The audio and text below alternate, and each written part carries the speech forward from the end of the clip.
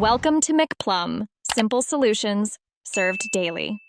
You start by heating the sticker to loosen the adhesive. Hold a hairdryer 6 to 8 inches away and move constantly so you do not overheat the surface.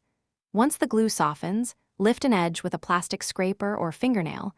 Do not force or you will gouge the material. Make sure to test heat and solvent on a hidden spot first, because different plastics and finishes react differently. This quick start saves time and reduces damage risk. Once you have an edge lifted, peel slowly at a 30 to 45 degree angle.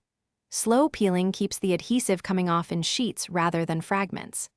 If stubborn residue remains, apply a small amount of adhesive remover or 70% isopropyl alcohol, wait 30 to 60 seconds, then work with a plastic scraper or cloth. Make sure to clean the area afterward with mild soap and water so no solvent remains.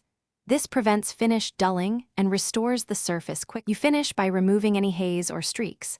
Buff gently with a microfiber cloth and a small amount of polish appropriate to the surface.